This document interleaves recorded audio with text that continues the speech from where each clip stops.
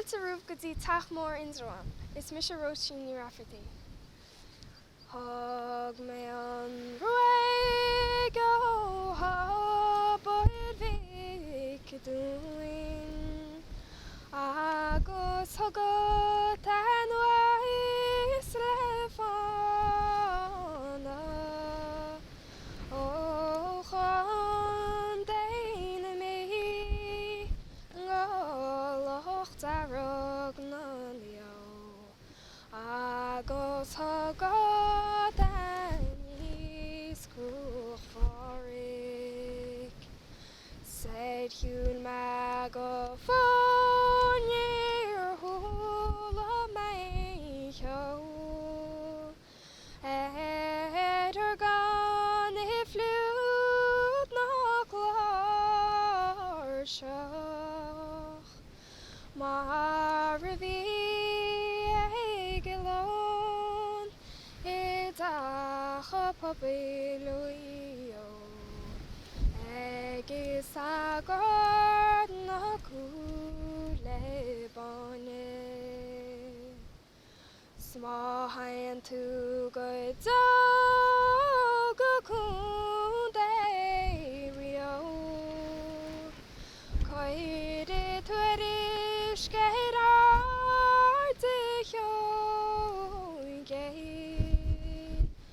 agus íomhá tú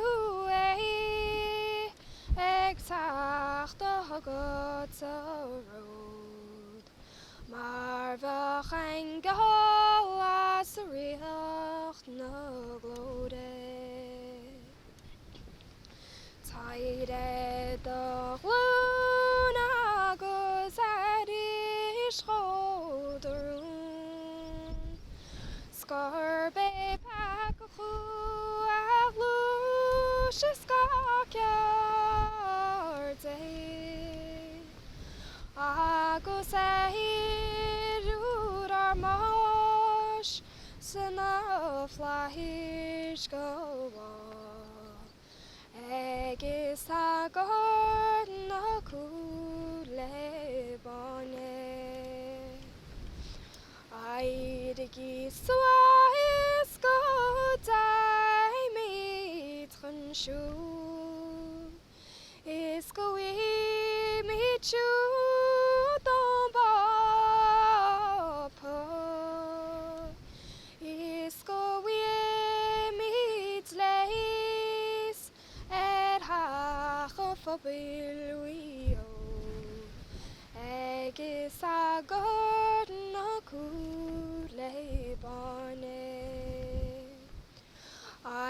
Diaidh suas go daimid chun siú, is go bhfuil agard lagú le Bearna.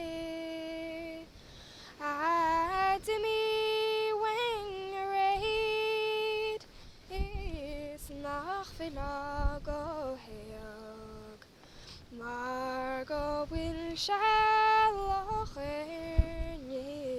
báite. Tá chun déhí ó bhfuil ran go dó, ó cailliú I taon uach seoige, is go godach seabrúd éan daoine beó, deiciach san ndiaidh dúna, chuireach speisialta go linn sa gréir, agus íomh se na grás do Chríost, agus chuireach séir in a thulas an taonach nach cór, agus bhuaineach se na tród chomh diaidh, níor bhíonn an pein ó las ó chatéir sna Rialtas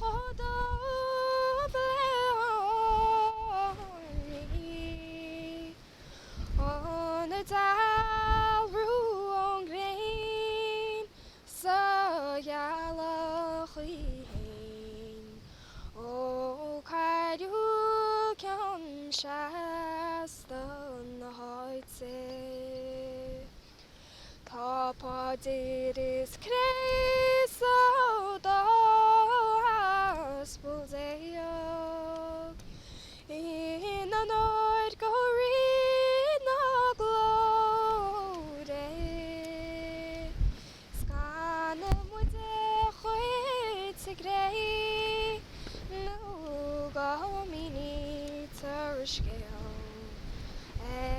thagad na cúla báine. Gur maithagí ban soltas an Turas Siar.